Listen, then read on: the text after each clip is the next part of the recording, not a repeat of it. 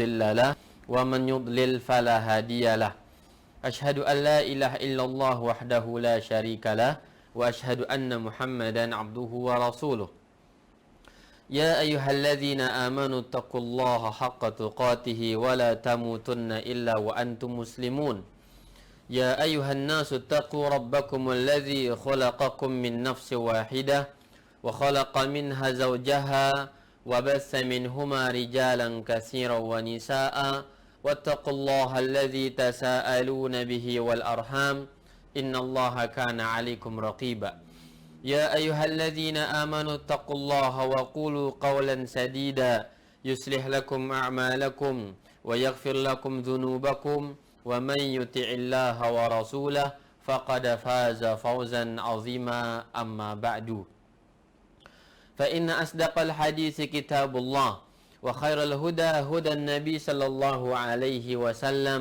وشر الأمور محدثاتها وكل محدثة بدعة وكل بدعة ضلالة وكل ضلالة في النار ثم أما بعد إخواني a'azzakumullah, saudara-saudara sekalian yang semoga dimuliakan Allah Subhanahu wa taala.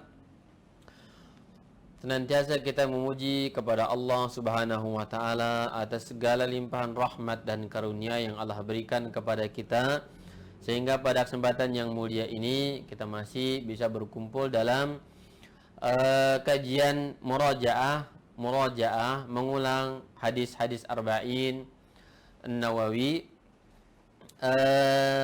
dengan membaca syarah secara singkat dari apa yang dijelaskan oleh para ulama kita. Baik, kemudian salawat dan salam semoga selalu tercurahkan kepada junjungan kita Nabi besar Muhammad sallallahu alaihi wasallam, kepada keluarga beliau, para sahabatnya, dan orang-orang yang senantiasa mempelajari dan mengamalkan ajaran Islam sampai akhir zaman. Teman-teman sekalian yang semoga dimuliakan oleh Allah Subhanahu wa taala, kita mulai kajian kita insyaallah pada malam hari ini al-haditsus sadis dengan mohon pertolongan kepada Allah Subhanahu wa taala agar kita diberikan kemudahan untuk bisa memahami apa yang kita baca dari sunnah Nabi, hadis Nabi yang mulia, yang para ulama kita dahulu mereka mencatat, mereka menjaganya, dan Allah juga menjaganya, yang kemudian kita tinggal membaca dari apa yang sudah disusun rapi oleh para ulama kita. Dan semoga ini menjadi bagian dari kebaikan kita semua, membaca hadis Nabi, berselawat kepada beliau sallallahu alaihi wasallam, mengkaji kandungan-kandungannya, dan saling mengingat akan apa yang dikandung oleh hadis-hadis tersebut. Al-hadisus sadis, hadis yang ke-6. Al-hadisu as-sadis, hadis yang ke-6. Anin Nu'man bin Bashir. Anin Nu'man ibn Bashirin radhiyallahu anhuma qala. Dari sahabat yang mulia Nu'man bin Bashir, semoga Allah meridai beliau, berkata, Sami'tu Rasulullah sallallahu alaihi wasallam yaqul. Aku mendengar Rasulullah sallallahu alaihi wasallam bersabda, Innal halala bayyinun. Bahwasanya Rasulullah sallallahu alaihi wasallam bersabda, Innal halala bayyinun. Sesungguhnya yang halal itu adalah jelas. Innal halala bayyin. Yang halal itu jelas. Wa innal harama bayyinun. Juga yang haram adalah jelas, terang benderang. Wa bainahuma umurun mushtabihatun. Namun kata Rasulullah sallallahu alaihi wasallam, antara keduanya ada perkara yang mushtabihat, yang syubhat. La ya'lamuhunna katsirun minan nas. Yang banyak orang tidak mengetahui perkara syubhat tersebut, hukumnya. Faman ittaqa syubhat istabra li dinihi wa irdih. Barang siapa yang dia menjauhi perkara syubhat, maka dia telah selamat agama dan harga diri dia. Wa man waqa'a fi syubhat, dan barang siapa yang terjatuh ke dalam perkara syubhat, waqa'a fil haram, jatuhlah dia di dalam perkara yang haram. Karra'i yar'a hawlal hima, seperti seorang pengembala yang dia mengembalakan ya hewan gembalaannya di sekitar lahan ya, lahan perbatasan. Yushiku an yarta'a fihi, hampir-hampir hewan tersebut ya masuk ke dalam lahan perbatasan itu. Ala wa inna likulli malikin hima, ketahuilah setiap raja ya memiliki hima, daerah kekuasaan, perbatasan. Ala wa inna himallahi maharimuh, ketahuilah ya kekuasaan, batasan-batasan Allah Subhanahu wa taala adalah maharimuhu, yang diharamkan Allah Subhanahu wa taala. Ala wa inna fil jasadi mudghah, dan ketahuilah di dalam jasad manusia ada segumpal daging. Idza salahat, jika dia baik, salahal jasadu kulluh, maka akan baik semua jasadnya. Wa idza fasadat, dan jika dia rusak, fasadal jasadu kulluh, maka akan rusak juga semua jasadnya. Ala wahyal qalbu, ketahuilah dia adalah hati. Rawahul Bukhari wa Muslim. Hadis ini dikeluarkan oleh Al-Imam Al-Bukhari dan juga Imam Muslim dalam sahih keduanya. Saudara-saudari sekalian yang semoga dimuliakan Allah Subhanahu wa taala. Di sini saya baca syarah ya dari apa yang ditulis oleh Al-Imam Ibnu Rajab Al-Hambali rahimahullah di dalam kitab Jami'ul Ulum wal Hikam. Kata beliau, ketika Rasulullah sallallahu alaihi wasallam bersabda, al-halal bayyin wal haram bayyin wa bainahuma umurun mushtabihatun. Ya, kata beliau, maknanya bahwa yang halal, murni halal itu jelas. Yang murni halal itu jelas. Ya, tidak ada keraguan, tidak ada yang samar di dalam hukum agama kita. Yang halal dan murni halal itu sudah dijelaskan jelas semuanya. Sebagaimana yang haram pun juga demikian. Yang murni haram juga jelas dalam agama kita. Akan tetapi kata beliau, antara keduanya ada perkara yang tashtabih, yang dia syubhat, mirip halal, mirip haram, syubah. Iya. Dan banyak orang tidak ketahui apakah dia halal atau apakah dia haram. Ya. Kata beliau, adapun orang yang berilmu, maka tidak ada yang syubhat bagi mereka. Ya, tidak ada yang syubhat bagi mereka. Maka di sini dibagi 3 macam hukum. Ada hukum yang haram, jelas haramnya.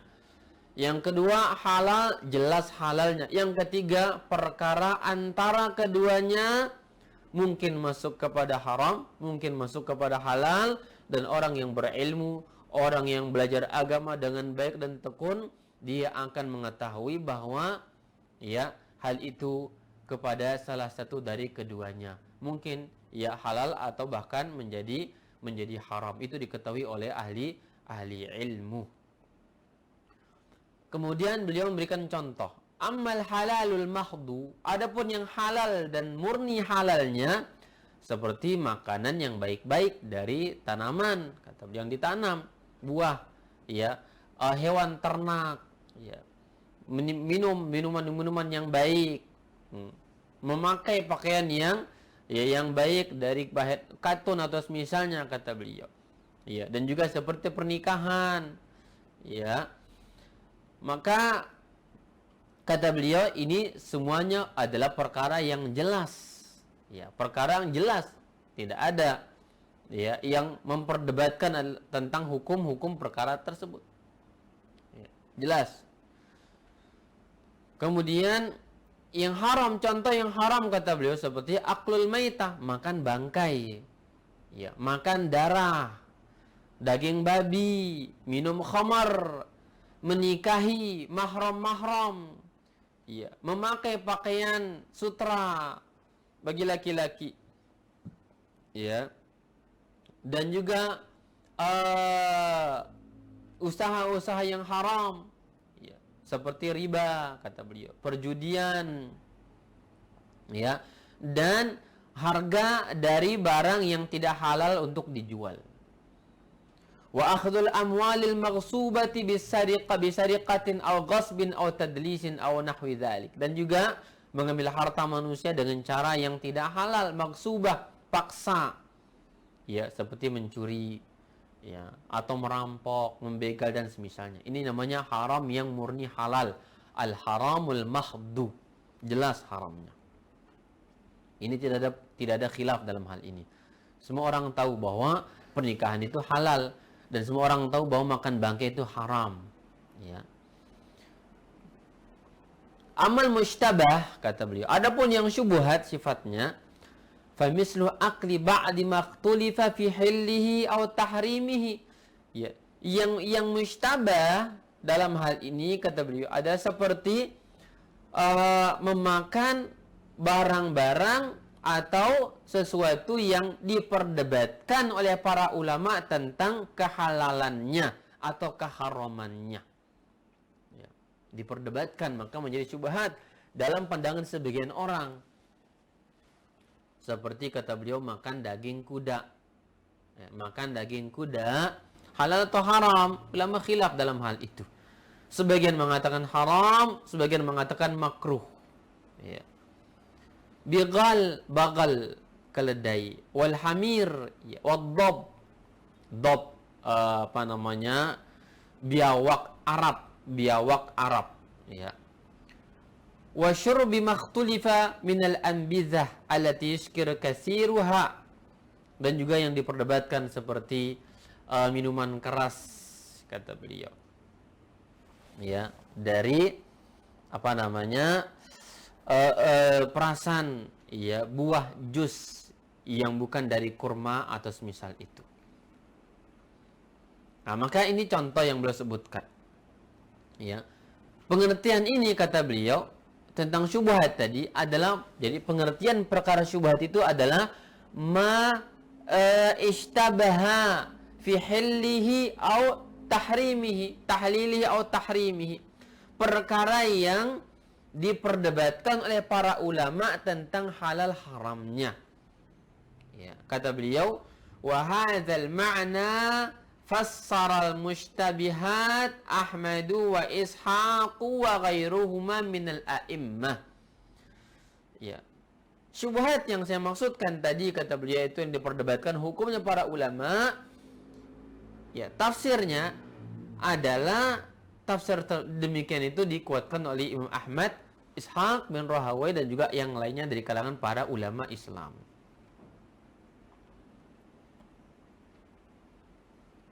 Jadi ini makna perkara syubhat. Ya, dan syubhat ini macam-macam, ya. Sebagian ulama kita mengartikan syubhat itu adalah dalam perkara akidah yang menyangkut usulul iman, ya, syubhat dalam masalah manhaj dan masalah akidah, yang syubhat maksudnya mirip kebaikan, ya, atau mirip keburukan dan tidak jelas hukumnya. Tidak jelas hukumnya. Maka dia menjadi syubhat dalam perkara tersebut. Menjadi syubhat dalam sebuah perkara. Syekh Muhammad bin Shalih Al-Utsaimin menjelaskan di dalam Arba'in, syarah Arba'innya, kata beliau, seperti contoh dalam hal ini, kata beliau, yang syubhat dulu, ya, syubhat, kemudian jelas hukumnya belakangan. Contoh dalam masalah rokok, kata beliau. Rokok, ya, dulu tidak ada medis yang maju, modern, kajian-kajian tentang maslahat mudarat, baik buruk dari sebuah makanan, minuman yang dikonsumsi tidak begitu terbuka. Sekarang terbuka semuanya.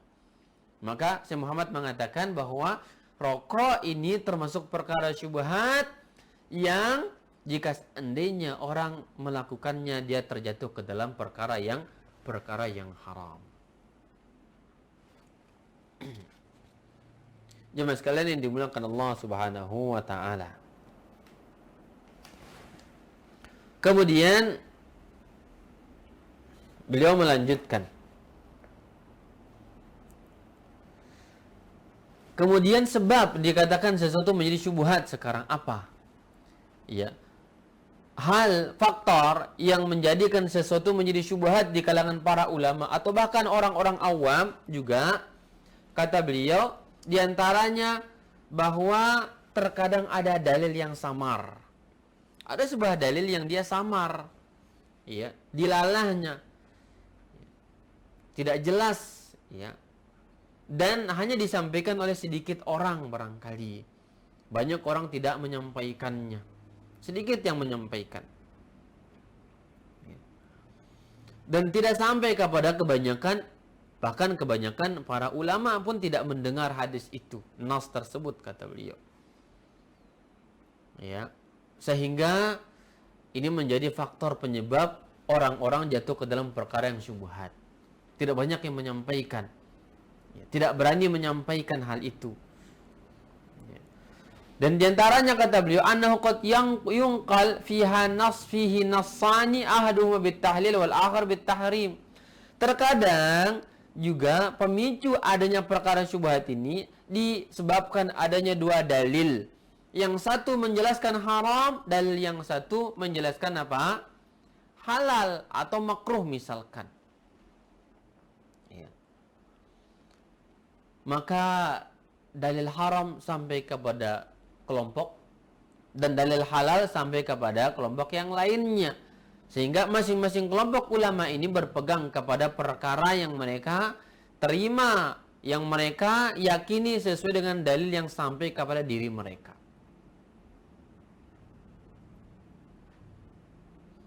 Wa minha ma laysa fi nassun sharih, di antara pemicu perkara syubhat, ya, adalah perkara yang tidak ada dalil yang jelas dalam urusan perkara tersebut. Tapi dia adalah, ya, pengambilan hukumnya, istinbat hukumnya dari dalil umum ataupun qiyas. Qiyas, maka ya, hal ini jelas akan menyebabkan perbedaan pendapat para ulama. Nah, ini diantara, ya, sebab akan adanya perkara syubhat. Dan juga diantaranya, kata beliau, ma yakunu fi amrun aw nahyun fa yakhtalifu ulama fi hamli al-amri ala al-wujub aw an-nadb aw hamli al-nahyi ala tahrim aw tanzih. Dan juga diantara sebabnya, kata beliau, bahwa ketika dalam sebuah perkara ada perintah atau larangan, ulama berbeda pendapat dalam memahaminya. Apakah perintah ini kembali kepada kewajiban atau makruh, atau sunnah. Sebagaimana yang larangan, dia apakah haram atau makruh. Memicu terjadinya perkara syubhat.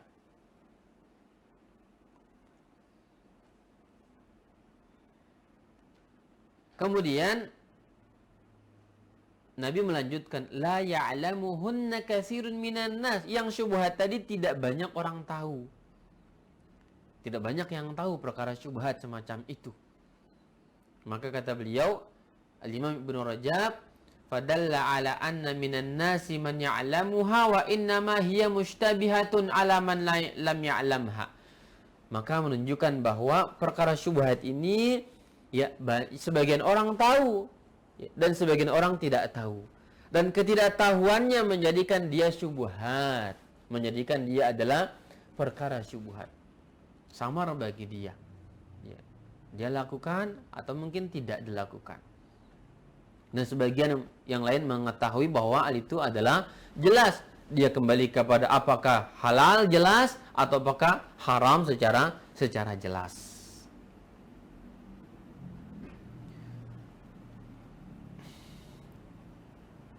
Yang kemudian kata beliau, laisat mushtabiha fi nafsil amr.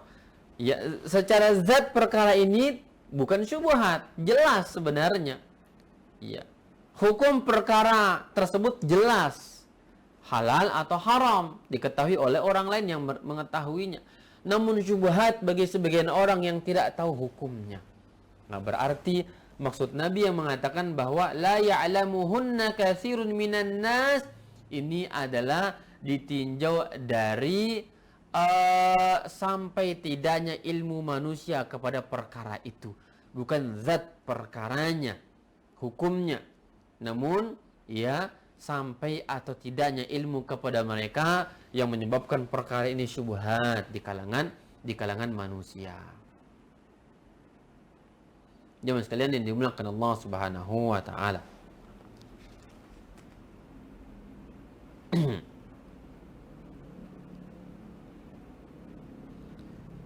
Wa amma ma la yu'lam lahu aslu milkin kama yajidul insanu fi baiti wa la yadri hal huwa lahu aw li ghairihi fa hadha mushtabah. Contoh kata beliau, perkara yang terkadang ini subhat, ya. Kata beliau, wa amma ma la yu'lam lahu aslu milkin. Adapun sesuatu ini beliau menjelaskan ini hal yang jelas, ya. Adapun sesuatu yang dia tidak tahu dari mana asal usulnya, tapi seseorang temukan barang itu di rumahnya. Wala yadri hal huwa lahu aw li ghairihi. Apakah barang ini yang ditemukan di dalam rumah dia milik dia atau milik orang lain? Fahadha mushtabah, ini juga perkara yang syubhat. Wala yahrum alaihi tanawulu, tapi tidak haram bagi dia untuk menikmati perkara itu. Li'anna zahir anna ma fi baiti milkuhu, yang zahir bahwa yang ada di dalam rumah dia adalah miliknya. Li subuti yadihi alaih, karena ya tetapnya kepemilikan dia di dalam tangan dan genggaman dia. Wal wara' ijtinabuhu, dan perkara wara' dan takwanya meninggalkan perkara itu, jangan diambil. Dia tahu ini ternyata di dalam rumah dia, ada di dalam rumahnya, namun dia tidak tahu apakah ini milik dia atau tidak. Dia tidak merasa tidak memiliki barang itu, tapi ada di dalam rumah dia. Kata beliau, ya, hukum asal barang itu milik dia. Kenapa? Di dalam lingkungan dia. Dan wara'nya tinggalkan. Wara'nya adalah dia tinggalkan perkara itu. Dan ini terkadang juga kita mengatakan bahwa jawaban dari sering pertanyaan yang sering dilontarkan. Contoh misalkan ada pohon di pekarangan tetangga, di kebun tetangga, yang ternyata pohon ini rindang, daunnya atau dahannya, rantingnya sampai masuk kepada pekarangan kita, yang ternyata dahan ranting yang masuk ke pekarangan kita itu contohnya buah lah, misalkan buah apa, mangga atau yang lainnya, ya, rambutan atau yang lainnya berbuah dan masuk kepada pekarangan kita. Apa hukumnya? Kita tahu ini bukan milik kita, jelas ini bukan milik kita, maka hukum asal tidak boleh diambil. Hukum asal tidak boleh diambil benda atau ya buah tersebut sampai ada izin dari pemiliknya. Sampai ada izin dari pemiliknya. Ini syubhat namanya, perkara yang sifatnya syubhat. Kata beliau, yang jelas dalam rumah kita saja, ya, yang tidak ada hubungan jelas kalau tadi pohon, ya jelas ada akar dan pohon, pokok pohonnya itu batangnya di pohon di pekarangan tetangga, namun rantingnya masuk ke pekarangan kita. Adapun ini terpisah dari pohon, ternyata ditemukan dalam rumah kita, ternyata ada barang itu. Hukum asal kata beliau milik kita, namun ya wara'nya seseorang meninggalkan barang itu, jangan diambil. Dengan dalil Nabi SAW, ya, dalam sebuah hadis yang sahih kata beliau, "Inilah anqalibu ila ahli," aku pulang ke rumahku, kata Rasulullah SAW, "fa'ajidu tamrata saqitatan ala firasyi," dan aku temukan sebuah kurma, sebiji kurma di atas kasur, ada di atas kasur. Fa'arfa'uha li'akulaha, aku pun ambil untuk dimakan. Summa akhsha an takuna sadaqah fa'ulqiha, tapi aku khawatir dia adalah harta sedekah, maka aku pun lemparkan dia, kata Rasulullah sallallahu alaihi wasallam. Ya, jadi mungkin saja yang ada di rumah kita itu bukan milik kita, tapi ada tamu yang mungkin datang, dia tertinggal barangnya. Ya, atau mungkin ada orang lain melemparkan ke rumah kita yang disangka itu rumah dia. Ya, dilemparnya barang itu, ya, handphone mungkin dilempar, saking kuat lemparannya melesat dan sampai masuk ke rumah tetangga. Berarti jelas itu bukan milik kita. Maka wara'nya kata beliau tinggalkan sebagaimana Rasulullah sallallahu alaihi wasallam. Kemudian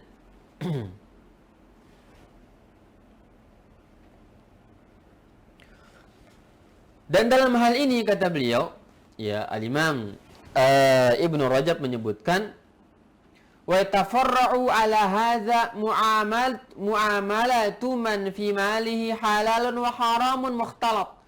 Dan cabang dari pembahasan ini ya hukum bermuamalah, interaksi dengan orang yang tercampur harta halal dan haram dalam harta dia, kepemilikan dia. Di dalam hartanya ada halal, ada haram, mukhtalat, yang halal dan ada haram yang tercampur di sana. Kata beliau, fa in kana aktsaru malil haram faqala Ahmad yanbaghi an yatajannabah. Ya, rincian kata beliau, Ahmad mengatakan jika dominan hartanya haram, maka selayaknya ditinggalkan. Ya. Illa an yakuna syai'an yasiran, kecuali itu sedikit kata beliau.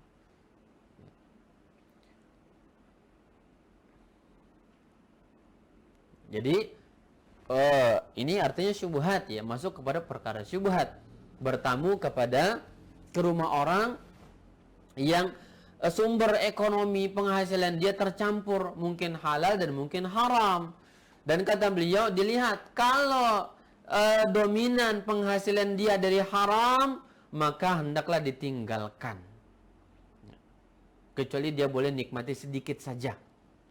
Ya. Kata Imam Ahmad ibn Hanbal rahimahullahu ta'ala. Wa in kana aktsaru malihi halal, dan sekarang jika seandainya dominan harta yang dimilikinya dari sumber yang halal, jazat muamalatuh, boleh berinteraksi dengan orang itu. Wal aklu min mali, dan boleh makan dari harta dia.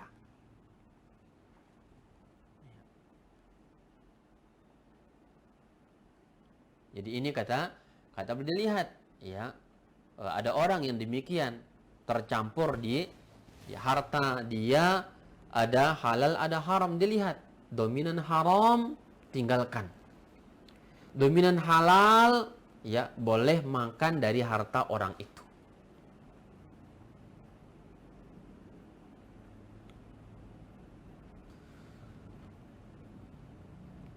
Wa qad rawa al-Haritsu an Ali annahu qala fi jawaiz sultan la ba'sa biha ma yu'tikum min al-halal akthar mimma yu'tikum min al-haram. Ya. Al-Harits meriwayatkan dari Ali bahwasanya ya tentang hukum, Ali mengatakan tentang jawaiz sultan, hadiah dari raja, dari pemerintah. Ya. Kenapa masuk pemerintah dalam bahasan ini? Karena ada banyak syubhat, ya, ada perpajakan, ada riba, ada kezaliman, ada korupsi dan seterusnya mungkin. Apa kata Ali? Qal la ba'sa biha, boleh menikmati harta itu. Nah, ini jawaban kepada orang-orang yang mengharamkan ikut ya menjadi pejabat, menerima gaji dari PNS misalkan. Ya, kata para ulama kita tidak masalah, boleh ya hadiah atau bahkan gaji dari situ tidak masalah. Kenapa kata ma yu'tikum minal halal aktsar mimma yu'tikum minal haram? Ya. Karena umumnya ya ma yu'tikum minal halal aktsar, jika yang diberikan kepada kalian itu halal lebih dominan dibandingkan apa yang haramnya. Wa kana an-nabiy sallallahu alaihi wasallam wa ashabuhu yu'amiluna al-musyrikin wa ahlal kitab ma'a ilmihim bi annahum la yajtanibuna al-haram kullah. Nabi sallallahu alaihi wasallam dan para sahabatnya berinteraksi dengan orang musyrik dan ahli kitab, padahal mereka tahu bahwa mereka tidak meninggalkan yang haram semuanya.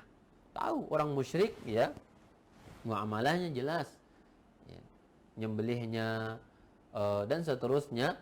Atau bahkan ahli kitab juga demikian, tidak meninggalkan yang haram secara total. Tapi Nabi dan para sahabatnya interaksi dengan mereka, berinteraksi dengan mereka. Wa in ishtabahal amru fahuwa syubha, dan jika memang perkaranya ada syubhat, ya, tidak jelas kata beliau, fahuwa syubha wal wara' tarkuhu, maka wara'nya kita ada tinggalkan.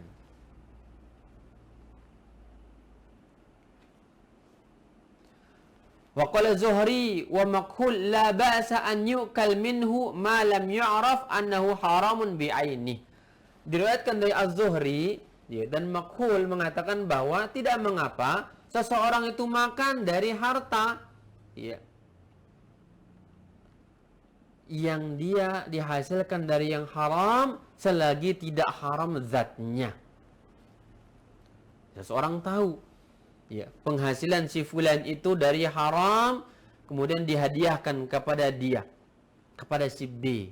Apa hukumnya? Boleh menikmati barang itu, ya, selagi zatnya tidak haram. Apa maksud zatnya haram? Khamar, bangkai, daging babi, dan seterusnya. Ini zat haram. Adapun berupa duit, berupa sudah barang halal dalam bentuk yang halal, maka kata beliau, la ba'sa an yu'kal ma lam yu'raf annahu haramun bi'aini. Boleh dinikmati selagi tidak diketahui bahwa benda itu secara zatnya haram.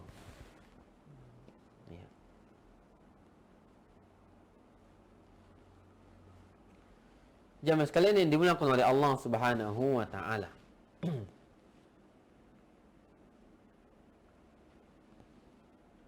Wa ruwiya fi dzalika atharun anis salaf, kata beliau. Dan diriwayatkan banyak asar dari kaum salaf. Fasahha an ibn Mas'ud an ibn Mas'udin annahu suila amman lahu jarun ya'kulu riba alaniyatan wala taharraju min malin khabithin ya'khudhuhu yad'uhu ila ta'amihi qala ajibuh.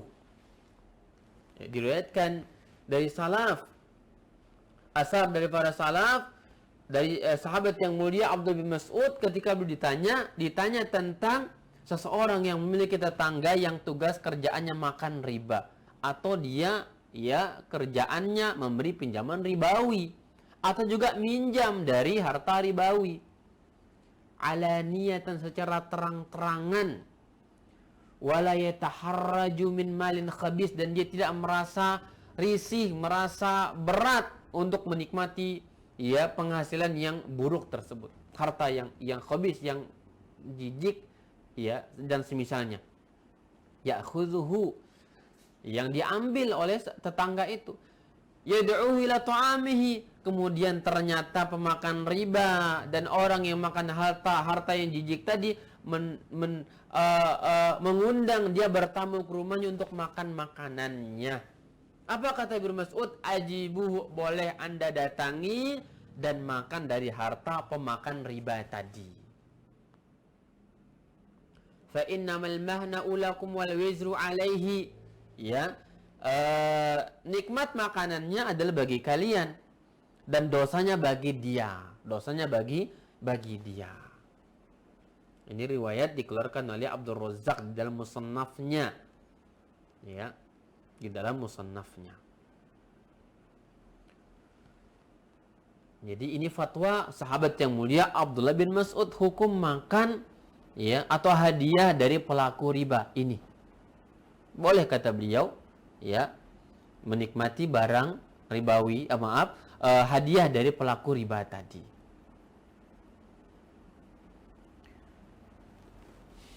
Wa fi riwayatin anahu qala la a'lamu lahu syai'an illa khabithan aw haraman faqala ajibuh. Riwayat lain mengatakan tetangga ini bertanya, dia mengatakan, wahai Abdullah bin Mas'ud, aku tahu tetangga ini hanya makan yang haram, tidak ada yang lainnya dari harta penghasilan dia, murni haram dan buruk jijik harta dia. Apa kata beliau? Ajibuh, tetap datangi undangannya, terima undangannya dan makan makanannya. Jamaah sekalian yang dimuliakan oleh Allah Subhanahu wa taala. Jadi ini tentang ya asar dari para salaf tentang ya harta-harta syubhat. Ya. Namun kata beliau,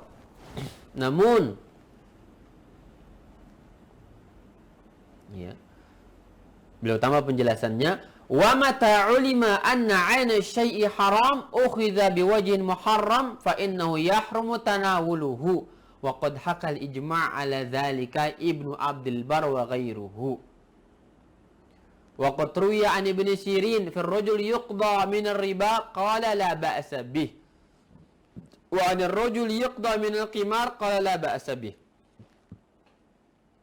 Dan kapan hal itu diketahui bahwa ya zat sesuatu itu haram yang diambil dari cara yang haram, fa innahu yahrumu tanawuluhu. Kalau zatnya haram dengan cara yang haram jelas, maka kata beliau haram untuk dinikmati. Ya. Dan ini terjadi ijma' para ulama, disebutkan oleh Imam Ibnu Abdul Bar dan yang lainnya. Wa qad ruwiya an Ibnu Sirin fi ar-rajul yuqda min ar-riba. Namun ada riwayat yang lain dari Ibnu Sirin tentang orang yang dia bayar hutang dengan cara riba. Yuqda min ar-riba. Dia bayar hutang, dia pinjam dari riba. Qala la ba'sa bi, tidak masalah, boleh.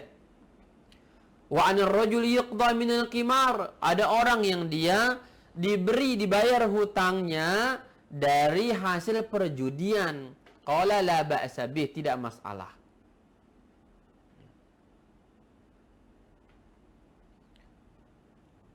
Wa ruwiya an al-Hasan khilafu haza, dan diriwayatkan dari Al-Hasan Al-Basri ya yang berbeda dengan apa yang diriwayatkan oleh ya Ibnu Sirin tadi. Wa annahu qala inna hadhihi al-makasib qad fasadat fakhudhu minha shibhul muttar. Kata beliau, ya, bahwa hal-hal ini, riba, perjudian, uang yang dihasilkan dengan cara itu, kata beliau, ini adalah hasil dari makasib yang fasadat, dari usaha yang rusak, yang haram. Fakhudhu minha shibhal muttar, ambillah ya sesuai dengan kebutuhan saja. Wa arada al-marwi an Ibnu Mas'ud wa Salman marwi an Abi Bakr as-Siddiq annahu akala ta'aman thumma ukhbira annahu min haram fastaqah. Dan dalam riwayat yang lainnya dari Ibnu Mas'ud dan Salman, ya diriwayatkan dari Abu Bakar as-Siddiq yang bertentangan dengan riwayat Abdullah bin Mas'ud tadi di muka. Jelas Abdullah bin Mas'ud mengatakan bolehnya orang menikmati ya hadiah dari orang yang pemakan riba. Ini pendapat Abdullah bin Mas'ud. Dan ternyata Abu Bakrin berpendapat lain. Apa yang terjadi ketika Abu Bakar diberikan sebuah hadiah makanan, kemudian dikabari bahwa makanan ini dari perkara yang haram, maka Abu Bakar memasukkan jarinya untuk dimuntahkan barang yang makanan yang dimakan tadi.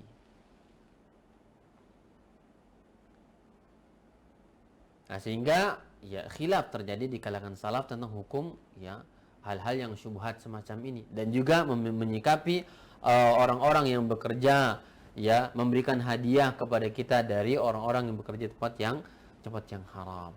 Dan di antara ulama muasir, ulama kontemporer yang ada di abad dan sudah meninggal dunia di abad kita, yaitu Syekh Muhammad ibn Shalih Al-Utsaimin rahimahullah, kata beliau, ya beliau memilih pendapat yang diambil oleh sahabat yang mulia Abdullah bin Mas'ud. Kata beliau, jika seandainya seseorang diberikan hadiah atau bahkan anak istrinya ya diberikan hadiah nafkah dari harta haram, kata beliau itu boleh dinikmati dan dosanya bagi pekerjanya saja. Ya, jika ada suami kerja di ribawi, ya, rentenir atau yang lainnya, dan dia mendapatkan keuntungan dari itu, jelas gaji dan semisalnya, maka kemudian gaji ini dijadikan sebagai ya untuk menafkahi anak istri di rumah, kata beliau, dosa anak istri tidak ada, dosa hanya untuk suaminya. Kenapa kata beliau? Karena pindah tangan proses suami kepada anak istri dengan cara pemberian hibah. Ya, bukan dengan cara haram. Ya. Maka Syekh Muhammad bin Shalih Al-Utsaimin termasuk ulama zaman kita yang berpendapat apa? Bahkan kata beliau, jika ada orang bangun masjid sekalipun, dari harta riba itu dibolehkan. Ya, hal itu dibolehkan. Dalilnya kata beliau adalah Nabi Shallallahu Alaihi Wasallam berinteraksi dengan orang-orang Yahud, ahli kitab, orang musyrikun, jual beli dengan mereka, tukar menukar barang dengan mereka, bahkan mengambil hadiah dari mereka, makan makanan minuman yang diberikan oleh mereka. Padahal ahli kitab Yahudi Nasrani ini adalah orang-orang yang pelaku riba, makan harta anak yatim, saling menzalimi satu dengan yang lainnya, dan seterusnya. Namun Nabi mengambil makanan itu karena hukum asal makanan ini adalah halal.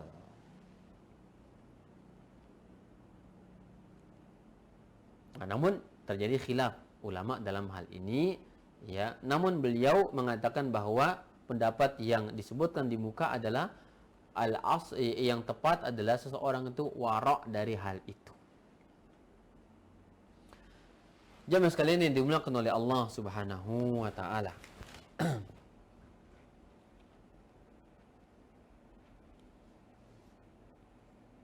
Kemudian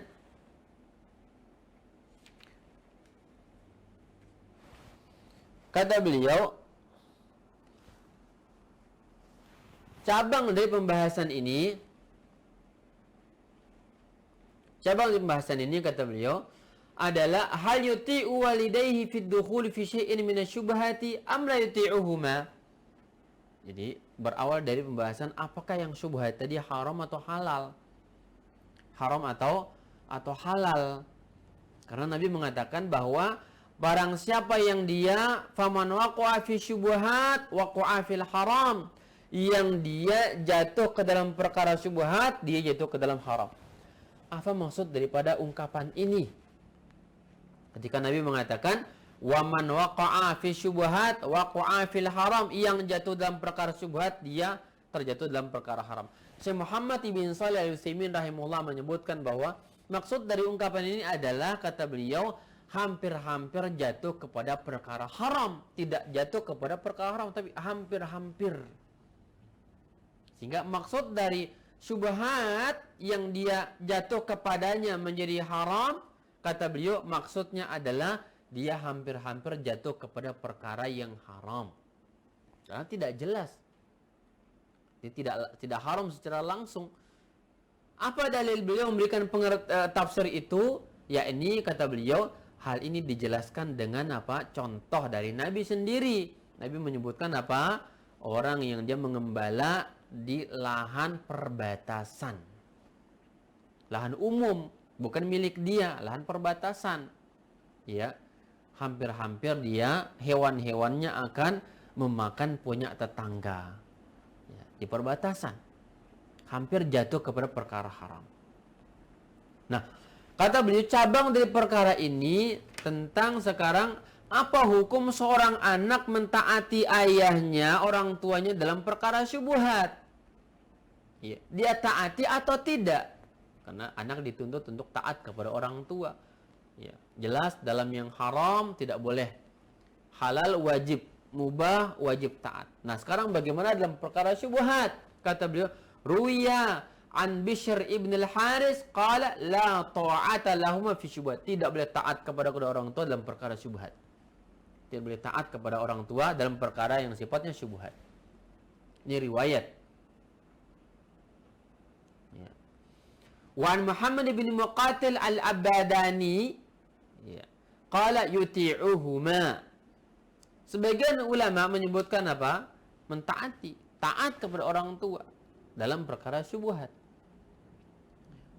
Taati keduanya. Dan Imam Ahmad dalam hal ini tawakuf, no comment.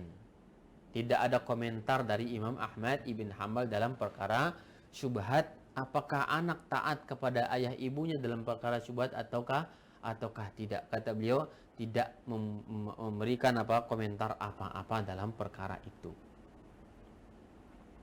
Jemaah sekalian yang dimuliakan Allah Subhanahu wa taala. Kemudian Nabi melanjutkan, karra'i yar'a haulal hima yushiku an yarta'a fihi. Seperti seorang pengembala yang dia mengembalakan hewan gembalaannya sekitar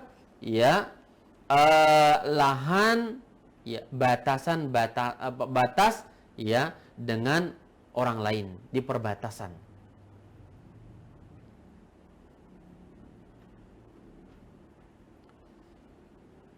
Kemudian beliau Imam Ibnu Rajab melanjutkan bahwa hadza masal darabahu an-nabiy sallallahu alaihi wasallam liman waqa'a fi syubhat. Inilah permisalan orang yang jatuh kepada perkara syubhat. Wa yaqrabu wuquhu fil haram, hampir dia masuk kepada perkara yang haram. Ya, jadi demikian. Yang syubhat akan membawa kepada yang haram. Yang syubhat akan membawa kepada perkara yang haram. Terfitnah hatinya, suka dengan perkara syubhat, ya. Ini membawa kepada orang ini akan dekat dengan yang haram dan akan terjatuh kepada perkara yang sifatnya haram.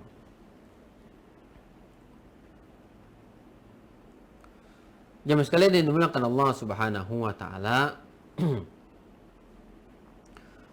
maka kata beliau, seharusnya seseorang ini memiliki batasan, ya, antara haram, ya, dan syubhat. Hendaklah dia ada batas dan mengetahui batas-batasnya. Jangan coba-coba dekat dengan perkara syubhat itu.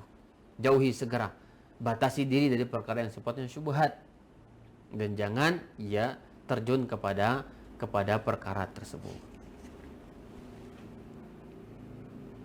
Kemudian di situ juga Nabi sallallahu alaihi wasallam melanjutkan, ala wa inna likulli malikin hima wa inna himallahi maharim. Ketahuilah setiap raja, pemimpin memiliki batas-batas wilayah. Dan ketahuilah batas wilayah Allah Subhanahu wa taala adalah maharimuhu, yaitu larangan-larangan Allah Subhanahu wa taala. Maka kita tinggalkan yang diharamkan, segera tinggalkan. Ya. Kata beliau, kharaja Tirmidzi wa Ibnu Majah min hadits Abdullah bin Yazid an Nabi sallallahu alaihi wasallam qala la yablughu al-'abdu an yakuna minal muttaqin hatta yad'a ma la ba'sa bihi hadaran mimma bihi ba'sun. Tidak sampai seorang derajat orang-orang takwa sampai dia meninggalkan perkara yang boleh takut terjatuh kepada perkara yang haram. Ini luar biasa, ya. Jadi tidak akan sampai seseorang kepada derajat takwa sampai dia meninggalkan perkara boleh karena takut terjatuh kepada perkara yang haram. Ini derajat ketakwaan. Ya, ini luar biasa nasihat bagi kita semuanya. Jadi tidak semua hal yang kita nikmati ternyata. Dan orang yang biasa menikmati segala-galanya, kata Nabi SAW, ini bukan derajat ketakwaan. Ya. Yang takwa itu adalah meninggalkan yang mubah. Jadi tidak semuanya, ya, barangkali, ya. Mubah hukumnya, ya, namun dia tinggalkan karena takut terjatuh kepada perkara yang yang fihi ba'sun. Takut, hati-hati, waspada jatuh kepada perkara yang haram tadi. Ini sifat orang takwa. Sifat orang yang takwa demikian. Tidak akan sampai derajat ketakwaan sampai meninggalkan yang mubah karena takut jatuh kepada yang haram. Dan inilah yang sering kita dengar nasihat dari para ulama kita tentang hukum-hukum yang ada yang zahirnya mubah, namun seseorang itu hendaklah sebaiknya tinggalkan. Contoh misalkan memelihara burung, saya mengatakan. Ya. Ini antara mubah atau ada syubhat di sana. Apa syubhatnya? Zalim kepada hewan. Zalim kepada hewan. Burung habitatnya bukan di situ. bukan dalam sangkar yang dibuat oleh manusia yang kecil. Ya, ini syubhat. Ya. Dan Abdullah bin Mas'ud menyebutkan, Abdullah bin Yazid menyebutkan bahwa tidak sampai derajat ketakwaan sampai seseorang meninggalkan yang boleh, dalam rangka untuk kehati-hatian, kewaspadaannya untuk jatuh kepada perkara yang haram. Karena terkadang yang mubah ini, gulu dalam yang mubah akan mengantarkan seseorang kepada hal yang bisa makruh atau bahkan yang haram. Kebanyakan menikmati yang mubah. Contoh, yang ada saat ini, harta yang ada handphone, ada kendaraan kita. Mubah memiliki handphone termahal, nggak ada problem bagi seseorang. Beli handphone paling mahal boleh, beli motor paling mahal pun boleh, mubah bagi dia. Namun ternyata nasihat Rasulullah sallallahu alaihi wasallam tidak sampai derajat ketakwaan bagi seseorang sampai dia tinggalkan yang mubah semacam itu dalam rangka khawatir jatuh kepada yang haram. Apa sisi haramnya? Ada mungkin kesombongan dalam hati. Ada orang fakir miskin yang mungkin tetangga kita nggak punya semacam itu dan membuat dia sedih hati. Kita nikmat dalam menikmati hal yang mubah, tetangga kita nggak makan dan minum dan seterusnya. Orang yang bertakwa adalah menjadi yang terbaik dalam hal ini. Ambil yang mubah sekedar sesuai dengan kebutuhan dia. Wa qala Abu Darda, tamamu taqwa an yattaqiyallaha al-'abdu hatta yattaqiyahu min mithqali dzarratin. Kesempurnaan takwa adalah seseorang bertakwa kepada Allah sampai dalam mithqala dzarrah, biji zarrah pun ditinggalkan. Wa hatta yatruka ba'dha ma yara annahu halal, sampai dia meninggalkan sebagian yang dia hukumnya halal, ditinggalkan. Khasyata an yakuna haraman hijaban bainahu wa bainal haram. Takut dia jatuh kepada perkara yang diharamkan karena hendaklah dia menjadikan hal itu sebagai hijab antara dia dengan perkara haram. Tinggalkan yang mubah sebagiannya, jangan semua diambil. Ini nasihat siapa? Abu Darda. Jadi seseorang itu hendaklah kesempurnaan takwanya adalah meninggalkan sebagian yang halal, karena takut terjatuh kepada perkara haram sebagai bentuk hijab, tameng, pembeda, pembatas dia dengan perkara yang haram. Karena memang betul, makan saja kita melihat makan 5-6 piring boleh tidak boleh, orang halal dengan harta dia. Kemudian yang dimakan juga nasi padang, nasi kebuli dan semisalnya halal, nikmat. Namun kalau dinikmati terus dan mengikuti hawa-hawa dalam yang halal semacam itu, dia akan rusak badannya. Dia akan sulit ibadah karena kenyang. Sukanya tidur dan tidur. Di majelis ilmu pun dia tidur. Ini efek ini. Sehingga sulit hadir, semangat ibadah kurang. Ini yang dimaksud oleh para ulama kita. Jangan terlalu menikmati yang halal, semuanya dinikmati, tidak. Orang beriman dan orang takwa itu adalah meninggalkan sebagian yang halal. Jemaah sekalian yang dimuliakan Allah Subhanahu wa taala, Hasan Al-Basri mengatakan juga, mazalatit taqwa bil muttaqin hatta taraku katsiran minal halal makhafatal haram. Senantiasa takwa ada di hati orang-orang yang takwa sampai mereka meninggalkan banyak perkara halal karena takut terjatuh kepada perkara yang haram. Jemaah sekalian yang dimuliakan oleh Allah Subhanahu wa taala. Kemudian kelanjutannya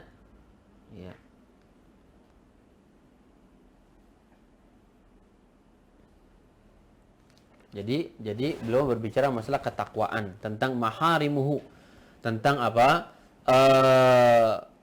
bahwa batasan Allah Subhanahu wa taala adalah perkara-perkara yang diharamkan oleh Allah Subhanahu wa ta'ala. Dan para salaf kita, jangankan perkara yang jelas haram, yang syubhat mereka tinggalkan, yang mubah mereka tinggalkan. Sebagiannya ya, tidak semua dinikmati. Mengikuti hawa nafsu. Ya, dia serba ada, kekayaan, uang, duit banyak, maka dia beli dengan kekayaan itu, namun ternyata itu bukan sifat orang yang takwa. Bukan sifat orang yang takwa. Dan kita melihat sendiri bagaimana orang-orang takwa di kalangan para salaf, Rasulullah dan para sahabatnya. Kita baca dalam hadis, dalam ilmu fikih misalkan, Nabi sallallahu alaihi wasallam pakaian yang dipakai untuk tidur itu pakaian dipakai untuk sholatnya. Ya. Pakaian yang dipakai untuk tidur itu pakaian dipakai untuk sholatnya. Ini ketakwaan ya. Dan juga Aisyah mengatakan bahwa semenjak Nabi hijrah dari Mekah ke Madinah tidak pernah merasa kenyang selama 2 malam berturut-turut dari makanan roti gandum, nggak pernah. Ya artinya ya lapar, rasa kekurangan, ini hal yang menjadi kebiasaan orang-orang yang takwa. Tidak semuanya dinikmati, padahal mampu ya. Mampu untuk mendatangkan makanan yang terenak sekalipun mampu. Yang termahal mampu. Ya. Namun karena ketakwaan, maka Aisyah mengatakan, "Ma syabi'a alu Muhammadin ya mundu an qadimal Madinah lailataini mutatabi'ataini." 2 malam berturut-turut. Atau kama qala Nabi sallallahu alaihi wasallam. Min ta'amin bur, min khubzin ta'amil bur, dari roti gandum dan semisalnya. Jadi yang haram jelas ditinggalkan dan syubhat ya pun ditinggalkan, sampai yang halal, yang mubah ditinggalkan sebagiannya. Tidak semuanya ingin diraih. Kemudian di sini juga Nabi melanjutkan, ala wa inna fil jasadi mudghah idza salahat salahal jasadu kulluh wa idza fasadat fasadal jasadu kulluh. Bahwa ketahuilah di dalam tubuh manusia ada segumpal daging yang jika dia baik akan baik semua anggota tubuh dia. Ketahuilah dia adalah hati. Baiknya hati ada baiknya jasad manusia. Syekh Muhammad bin Shalih Al-Utsaimin menyebutkan bahwa ini bantahan kepada sebagian orang yang selalu mengatakan yang penting hati. Yang penting hati baik. Ada orang demikian, diajak sholat, ya, diajak sholat ke masjid, kata dia, ya, yang penting hati. Perempuannya diajak disuruh pakai jilbab tutup aurat, yang penting hati. Ya, ini salah total. Dia tidak berjilbab menunjukkan hati tidak baik. Ya, dia tidak sholat menunjukkan dia bukan orang yang baik hatinya. Karena Nabi dengan wahyu Allah mengatakan bahwa bukti baiknya ya badan cermin kebaikan hati seseorang tercermin di dalam tingkah laku perilaku dia. Ya. Nah, sekarang perilakunya tidak baik, enggak sholat, enggak berjilbab, enggak tutup aurat, makan riba, makan yang haram, mengklaim baik hati, ini kebatilan, menyelisih hadis Nabi sallallahu alaihi wasallam. Karena ada orang demikian, selalu berkata, membela diri, nggak apa-apa, yang penting hati baik, kata dia.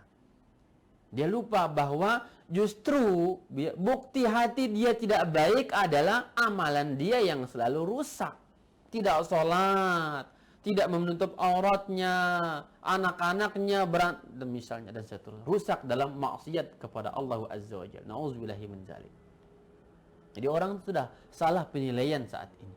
Membedakan amalan hati dengan amalan anggota badan dalam makna-makna yang kita sebutkan. Nabi mengatakan apa?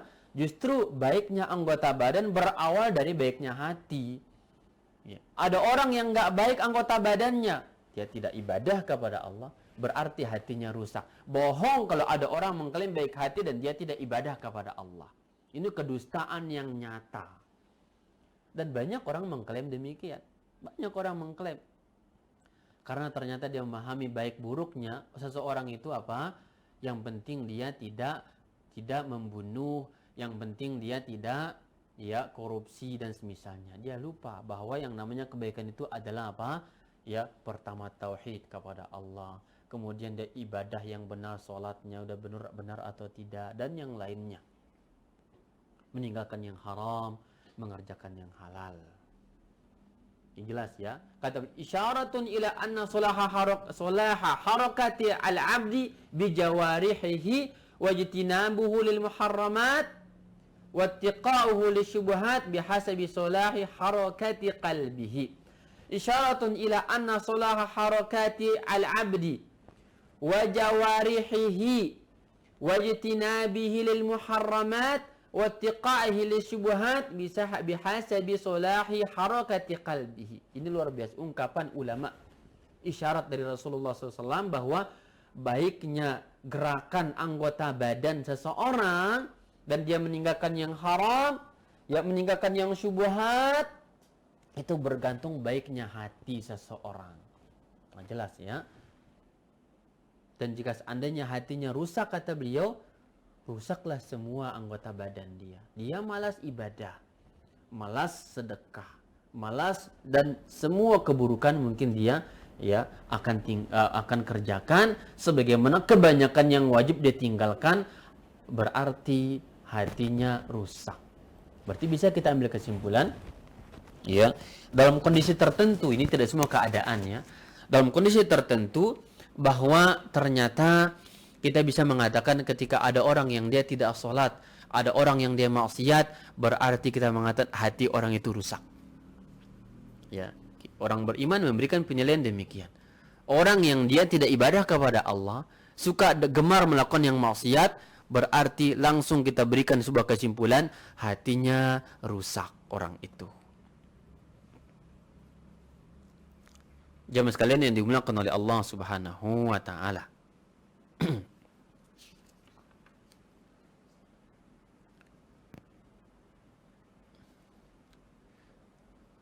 Kemudian makanya dari sini ya Rasulullah Shallallahu Alaihi Wasallam berdoa kepada Allah Subhanahu Wa Taala agar minta hati yang bersih, hati yang baik, karena berawal dari hati, semuanya dari hati, kebaikan dari hati. Dalam sebuah doa Nabi Shallallahu Alaihi Wasallam selalu berdoa, Allahumma inni as'aluka qalban saliman. Ya Allah, aku mohon kepadamu hati yang selamat, hati yang bersih. Ya, apa hati yang bersih? Qalbun salim huwa salimu minal afati wal makruhat kulliha. Dia adalah bersih, selamat dari penyakit-penyakit dan hal-hal yang dibenci, yang dilarang. Wa huwal qalbul ladzi laysa fi siwa mahabbatillahi wa yuhibbuhullah. Adalah hati yang tidak ada kecuali kecintaan kepada Allah Azza wa Jal dan takut kepada Allah Subhanahu wa ta'ala. Dan tidak akan istiqomah hati iman anggota tubuh seseorang sampai istiqomah hatinya kepada Allah Azza wa Jal. Makanya Hasan berkata kepada salah seseorang yang dia rusak amal ibadahnya, apa kata beliau? Dawi qalbaka, perbaiki hatimu.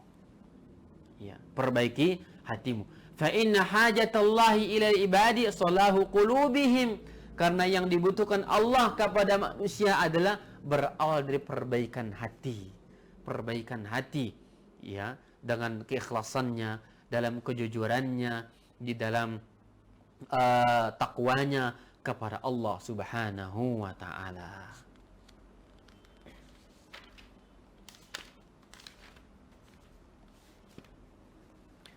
Dan rusaknya hati adalah rusaknya anggota badan. Ya, rusaknya hati adalah rusaknya anggota badan manusia. Bahkan Al-Imam Ibnu Taimiyah memiliki sebuah risalah yang berjudul Syifa'ul apa kata beliau? Amradul Qulubi wa Syifa'uha, penyakit hati dan obatnya. Beliau memberikan sebuah pernyataan di sana bahwa asal semua penyakit adalah berawal dari rusaknya hati manusia. Sebagaimana sehatnya anggota badan manusia berawal dari sehatnya hati manusia itu. Ya, karena Nabi menyebutkan ini kaidah besar. Sampai di dalam pengobatan dan semacamnya adalah perbaiki hatinya, bahagiakan hati, anggota badan akan berbahagia. Ya. Dari ridhonya dengan takdir yang ada, dari dia istislamnya kepada perintah Allah Subhanahu wa taala, dari keikhlasan yang ada, dari kesabarannya, ini membuat sehatnya anggota badan dia.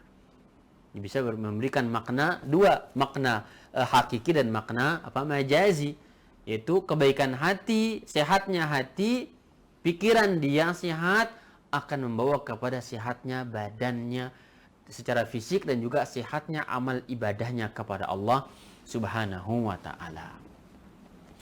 Ini sekarang dapat disampaikan pada kesempatan ini. Kita murojaah hadis arba'in, semoga memberikan manfaat kepada teman-teman sekalian. Dan ini yang saya baca adalah Jami'ul Ulum wal Hikam karangan Imam Ibnu Rajab Al-Hambali rahimahullahu taala. Ini saya kira, jika ada soal ya silakan angkat tangan atau chat, ya kirim chat di kolom chat. Wallahu taala a'lam bissawab.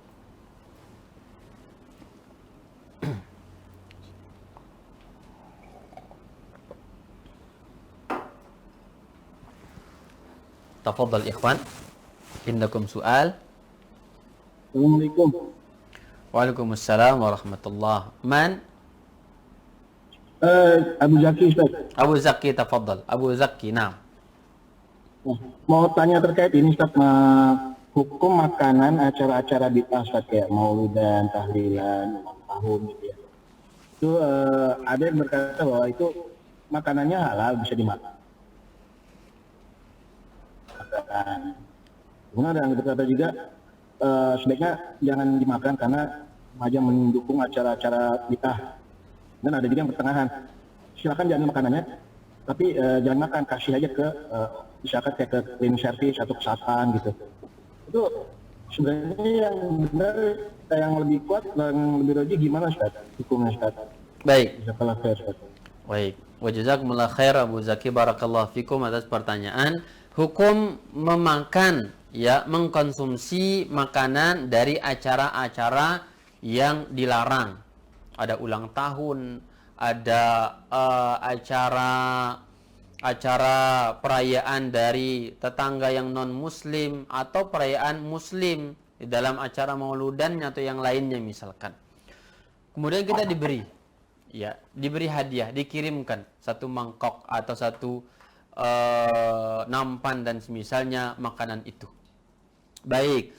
Di sini memang ada khilaf ulama, ya, ada khilaf ulama dalam hukum dari perkara memakan makanan tersebut. Syekh Abdul Aziz Ibn Abdul bin Baz mengatakan bahwa hal itu adalah tidak boleh dimakan. Ini adalah bagian dari ta'awun kepada keburukan. Maka jangan dimakan. Ya. Yang lain berpendapat hal itu halal. Di antara Syekh Muhammad bin Shalih Al-Utsaimin rahimahullahu taala, beliau berpendapat hal itu tidak masalah untuk dimakan selagi itu bukan acara kesyirikan dan yang diberi bukan berupa daging, tapi buah, nasi atau yang lainnya, maka hal itu dibolehkan. Wallahu ta'ala bisawab, yang rajih, wallahu ta'ala bisawab, yang rajih hal itu dibolehkan. Hal itu dibolehkan. Ya, namun waraknya adalah tinggalkan. Hukum asalnya boleh, waraknya ditinggalkan. Ya. Namun seseorang melihat maslahat yang mungkin terjadi atau mafsadat yang mungkin terjadi pada diri dia. Jika dia terima, bagaimana efek kepada pembuat acara itu? Jika dia tolak, bagaimana pengaruh efek yang mungkin timbul pada pergaulan dia dengan tetangga itu? Ya, wallahu taala a'lam bissawab. Nah, demikian ya Abu Zaki. Jazakallah khair, Ustaz. Ya, wa yakum. Ada yang lain? Tafadhal.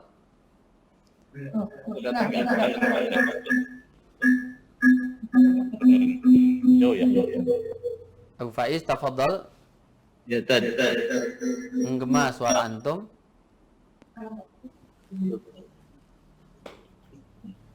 Suaranya menggema. Ya, Assalamualaikum Ustaz. Waalaikumsalam warahmatullahi wabarakatuh. Tafadhal. Ya. Kalau kita mendapatkan makanan dari tetangga yang non muslim, misalnya makanan yang sembelihan, misalnya ayam itu tadi ya, kita takut bahwa sembelihan itu mungkin tidak dengan membaca basmalah, sehingga kita ragu untuk memakannya. Itu gimana, Tad?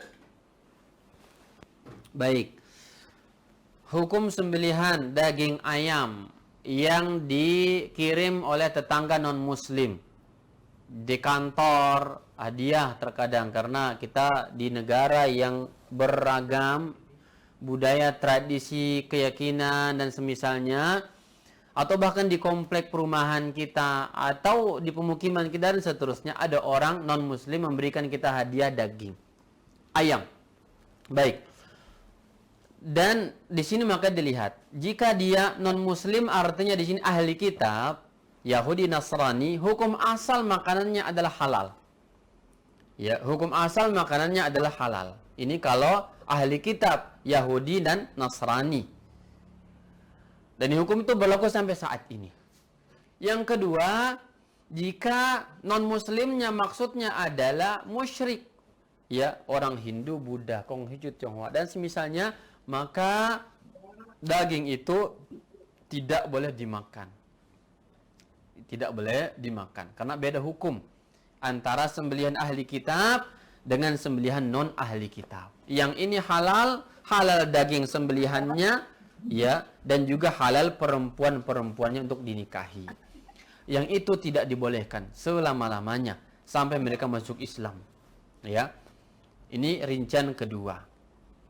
Yang ketiga, kita mengatakan bahwa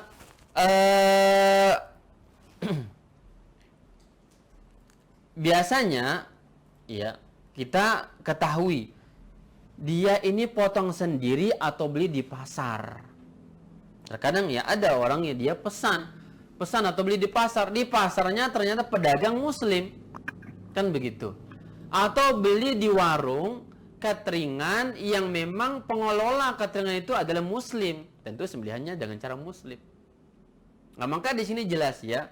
Ya. Kalau demikian kita tahu si fulan ini belanja di warung muslim, tiba-tiba kita dikasih makanan yang sudah siap saji, yang dimasak dari ayam segar dibeli di warung muslim tadi, maka ini siapapun boleh kita terima.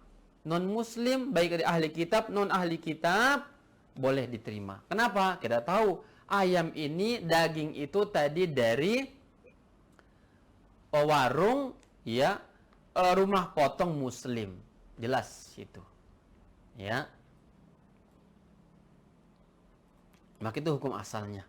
Hukum asal, ya, sembelihannya adalah halal dan dibolehkan. Ini hukum asal. Namun jika seandainya hati kita ragu misalkan, bimbang, takut jangan-jangan ini adalah sembelihan mereka, ya, dan kita nggak tahu baca basmalah atau tidak, dan semisalnya jelas tidak ada basmalah, ya. Namun Al-Quran sudah sebutkan ya, halal bagi mereka. Ta'am ahli kitab itu dihalalkan bagi orang-orang beriman. Allah mengatakan, al-yauma uhilla lakum, hari ini dihalalkan bagi kalian, kata Allah Subhanahu wa taala. Ya, sembelihan ahli kitab dan juga perempuan-perempuan mereka itu.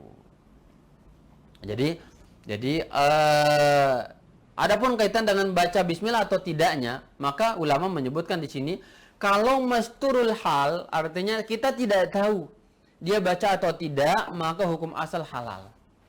Hukum asal halal. Namun kalau kita saksikan sendiri, kita lihat sendiri, dia sembelih dengan mengatakan demi Tuhan ini, demi Tuhan Yesus, demi Tuhan batu, demi Tuhan bunda ini, bunda itu dan semisalnya, Tuhan Bapa, Tuhan Ibu, dan maka tidak boleh. Jelas tidak dibolehkan. Tapi masturul hal, tersembunyi sifatnya, maka itu dihalalkan. Wallahu ta'ala a'lam bishawab. Ya, wallahu ta'ala a'lam bishawab. Jelas Abu Faiz? Allah Ustaz. Baik. Yang angkat tangan? Baik. Ada pertanyaan. Kalau penghasilan suami riba dan istri mengetahuinya, apakah boleh tetap diambil? Adakah dampaknya pada istri dan anak-anak terkait penghasilan tersebut? Baik. Jika suami ya berpenghasilan riba tadi, dengan riwayat yang kita baca dari Abdullah bin Mas'ud, ya, dan juga dari yang lainnya, Zuhri atau yang lain tadi, mereka mengatakan bahwa, dan juga Syekh Muhammad ibn Shalih Al-Utsaimin, halal bagi istri dan anak-anak itu untuk menikmatinya. Halal bagi mereka untuk menikmatinya. Ini hukum asal halalnya. Masalah pengaruhnya kepada ibadah, kepada ketaatan dan seterusnya, wallahu taala a'lam bishawab. Ya, karena Nabi Shallallahu alaihi wasallam menyebutkan, kata beliau, ayyu lahmin nabata min suhtin fannaru aula bihi. Daging mana saja yang tumbuh dari hal yang haram, maka neraka lebih pantas untuknya. Akan mengantarkan kepada neraka dan haram, malas ibadah, maksiat, suka maksiat, dan seterusnya akan membentuk sifat itu. Nah, efek ini yang butuh dikaji. Apakah ada efeknya kepada istri dan anak-anak itu? Ya, yang zahir ada efeknya. Jadi kita berbicara hukum asal halal, ya, dan kemudian pengaruhnya seperti apa mungkin saja ada. Contoh tadi saya mengatakan apa? Ya, saya makan makanan yang halal, tapi berefek enggak kepada badan saya? Mungkin berefek. Yang halal tapi berefek. Contoh misalkan apa? Orang sering bilang jangan makan makanan yang mengandung banyak kandungan kolesterol, misalkan akan halal dia, hukum asal halal tapi berefek kepada badan. Ya, terkadang demikian. Nah, sama halnya dengan ini juga, hukum asal dia halal dinikmati, tapi mungkin tidak berefek, mungkin saja hal itu berefek kepada ketaatan, ya, kepada kondisi anak dan istri, ya. Contoh misalkan, ya, Syekh Abdul Razak hafizahullahu taala bin Abdul Muhsin, ditanya beliau, ada seseorang laki-laki yang mengatakan, wahai Syekh, ya, terjadi perubahan drastis pada tingkah laku anak istriku di rumah. Apa kata beliau? Cek makanan yang Anda berikan kepada mereka. Jangan-jangan mulai melawannya istri, membangkangnya istri, anak-anak tidak nurut kepada ayahnya dan seterusnya. Jangan-jangan itu buah dari makanan haram yang Anda berikan kepada mereka. Dari banyak cara, mungkin riba juga dan seterusnya. Ya. Nah, maka penjelasan panjang dalam hal ini dijelaskan oleh Imam Ibnu Qayyim Al-Jauziyah di dalam kitabnya Al-Jawabul Kafi liman sa'ala 'anid dawa'i syafi. Al-Jawabul Kafi liman sa'ala 'anid dawa'i syafi, tentang efek-efek dosa yang disebutkan oleh Imam Ibnu Qayyim dalam bukunya, sangat bagus untuk dibaca. Nah, sehingga hukum asal adalah halal dan boleh, namun efeknya mungkin juga ada. Maka sebaik-baiknya istri adalah memberikan nasihat kepada suaminya agar carilah nafkah yang halal, yang jelas dan tidak ada haram atau bahkan tidak ada syubhatnya. Wallahu taala a'lam bishawab. Nah,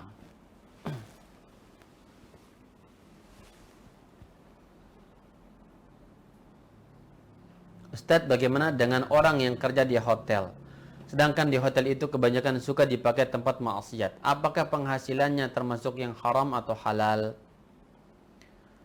Penghasilan, ya, dari kerja di perhotelan. Ini perhotelan berarti di sini adalah perkara yang mukhtalat, dia sifatnya tercampur, ya. Tidak murni halal sebagaimana tidak murni haram, kecuali ada hotel yang sifatnya memberikan syarat-syarat, ketentuan yang jelas bahwa setiap tamu yang datang harus, jika seandainya lawan jenis, harus membawa surat nikah. Harus bawa surat pernikahan, tanda pernikahan, hal hukum keduanya. Jangan datang laki perempuan lawan jenis yang tidak ada ikatan sah dalam hubungan pernikahan. Ini kalau ada hotel syariah itu lebih bagus. Ikhwan, hendaklah bikin hotel syariah. Itu kalau ada, jelas, berarti antum silahkan kerja di hotel itu, maka jelas halal. Namun jika seandainya hotel itu tidak jelas, ya, konvensional barangkali, ya, umum, ya, dia di situ ada tamu yang hanya sekedar numpang gitu ya, tamu hotel, orang-orang baik numpang di sana, dan ada yang barangkali datang dengan membawa teman-teman yang haram untuk dia bawa ke situ, maka paling maksimal hukum ya pekerjaan di sana adalah halal dan haram tercampur di sana, ya tercampur. Maka kita berbicara masalah gaji pegawainya. Gaji pegawai di sini adalah tercampur dalam halal dan haram. Ya. Maka bagi anak istri boleh menikmati harta itu. Bagi suami hendaklah dia segera untuk cari pekerjaan yang halal, yang jelas. Sama tadi pertanyaan yang sebelumnya tentang seorang bapak yang memberikan nafkah kepada anak-anaknya. Kita katakan bagi anak dan istri dan anak-anak boleh menikmati. Namun bagi suami hendaklah dia cari pekerjaan yang lebih baik daripada itu. Sama perhotelan juga demikian. Ya.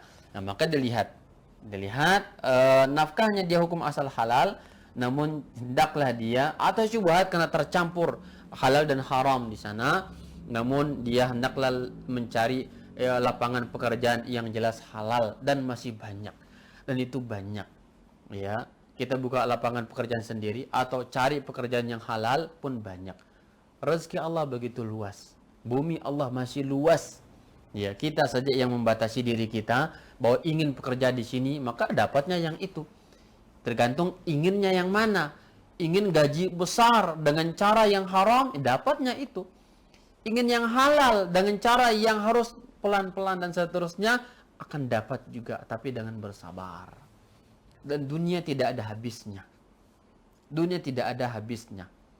Nabi katakan tidak akan berhenti Bani Adam itu, ya, dari harta benda sampai jika seandainya dia ada 2 wadi, 2 lembah dia miliki emas, dia akan cari lembah yang ketiga, cari emas juga.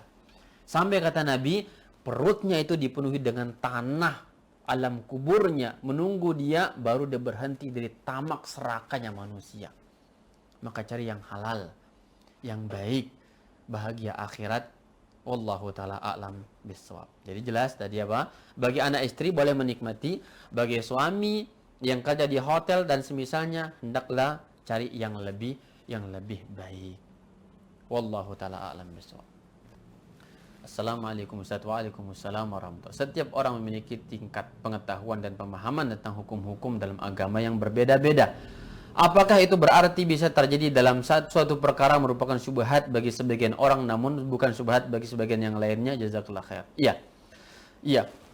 Bahwa tingkatan kepahaman, tingkatan wawasan ilmu, lingkungan dan semisalnya memicu ada hukum halal bayyin, haram bayyin dan syubhat.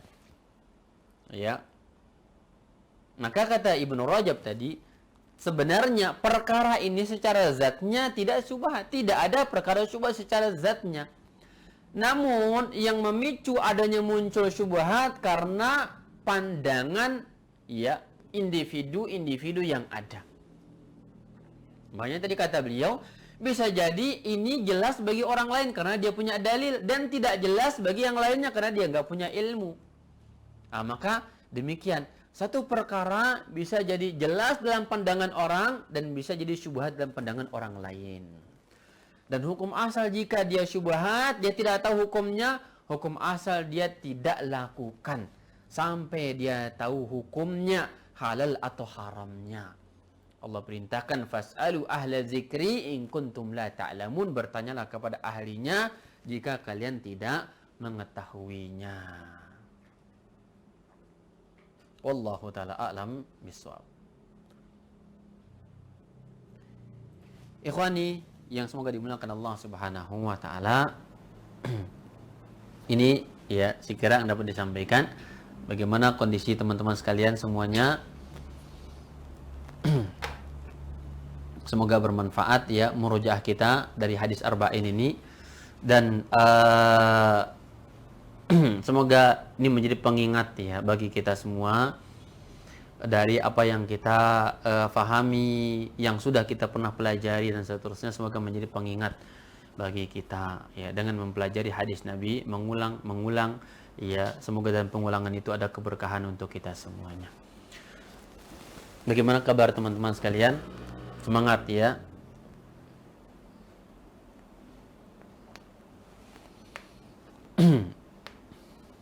Tim asli, majelis asli. Gimana, sudah habis sop iganya di sana? Ya. Halal ya, insyaallah, bukan syubhat. Barakallahu fikum. Baik.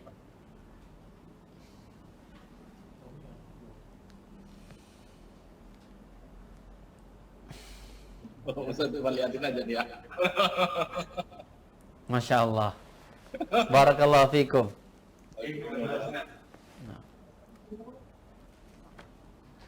Baik.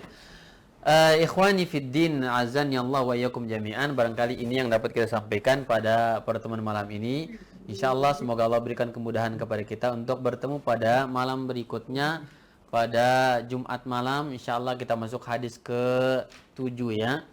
Hadis ke-7 dari Arba'in An-Nawawiyah ini. Semoga Allah berikan kemudahan kepada kita semua di dalam mempelajari dan mengingat kembali kepada ilmu-ilmu yang sudah kita pelajari. Wallahu taala alam bissawab. Jika hak adanya datang dari Allah Subhanahu wa taala, dan jika ada yang salah lupa barangkali itu dari kekhilafan saya dan dari syaitan, saya bertobat kepada Allah Azza wa Jalla.